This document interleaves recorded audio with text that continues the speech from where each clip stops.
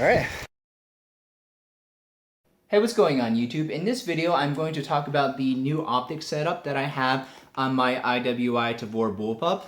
Before handling the rifle extensively, let's make sure that it is indeed clear and that we are on safe, so now we can proceed. I had an EOTech and a magnifier on my Tavor previously, but even though I like that optic setup, I wanted to use my Tavor to shoot some 2-gun and 3-gun matches, and many of the courses I'm looking at have shots that go out to 400 and 500 yards, in which case I needed a scope with a little bit more magnification and a reticle that has bullet drop compensation etched in. So I went with my primary arms 1 through 6 scope that I previously had on an AR-15 that I use for 3-gun matches. The reason I went to an aftermarket top rail instead of sticking with the factory rail is this one from Manticore Arms makes your Tavor look more like the Halo battle rifle, which is awesome. To do a true real-life battle rifle replica, you'd probably have to start with the FAMAS, but probably fewer than 50 have ever been imported into the United States, and they're banned by name in Maryland, so that's definitely a no-go. But the battle rifle, if you were to look at real-life gun equivalents, it would be a FAMAS mixed with an XM8 that shoots 3-round bursts of 6.5 Creedmoor. So that's the closest you could get a real-life gun to mirror what the Halo battle rifle does. But another reason why an aftermarket rail is beneficial over the factory rail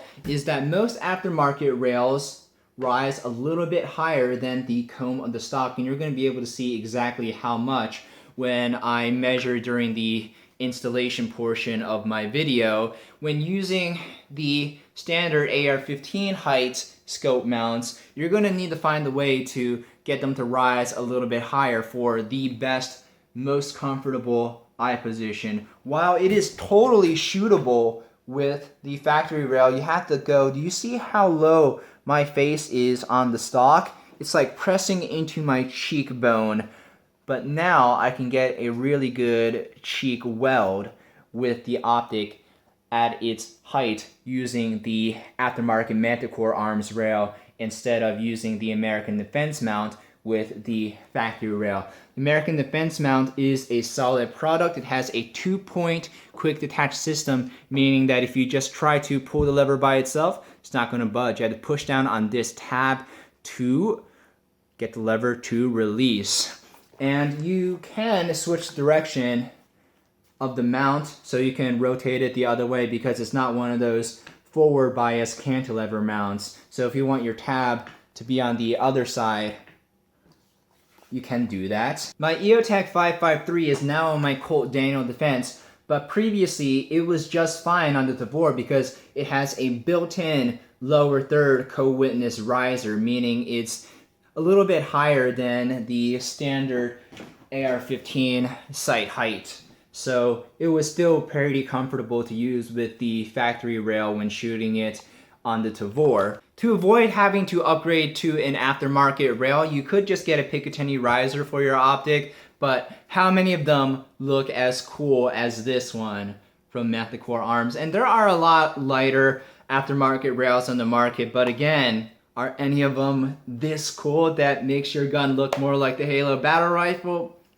Didn't think so. So the Manticore Arms rail, it is. Let's go over the installation. To remove the factory rail, you need to remove the 2 screws securing it in place with an Allen key.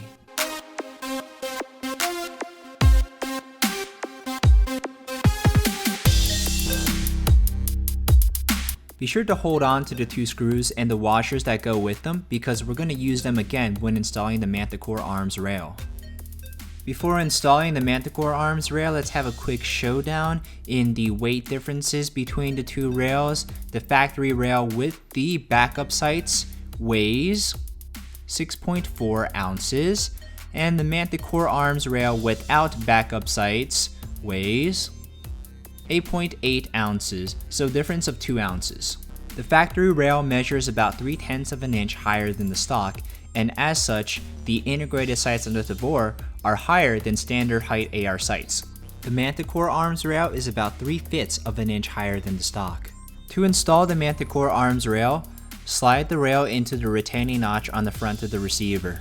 Now all you need to do is place the washer and the 2 screws that held the factory rail in place into the designated slots on the Manticore Arms Rail. You shouldn't have to use Loctite to secure the rail. I've never had to use Loctite and I've never had a problem. Now we're ready to mount the primary arm scope into the American Defense mount.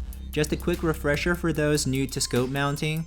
Be sure to tighten all of the screws as evenly as possible when tightening down the scope. Also be careful not to over torque. You shouldn't need to torque higher than using the short arm of the Allen key.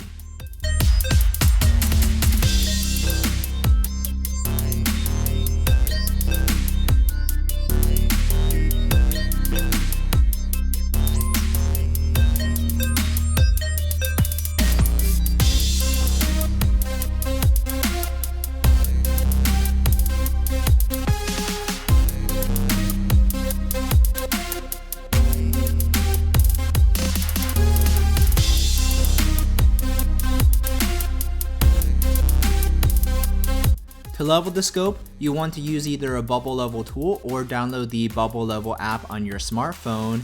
Make sure that the midline of your scope is parallel to the top of your receiver.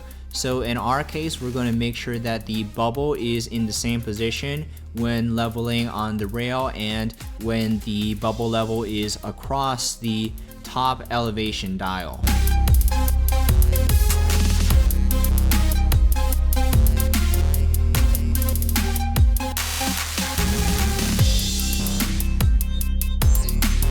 Overall, I am very happy with the Manticore Arms Rail. The biggest drawback is that there are no T markings, but otherwise it is rock solid and provides a great height over bore for your scope for you to get consistent, repeatable eye position every time you shoulder the rifle.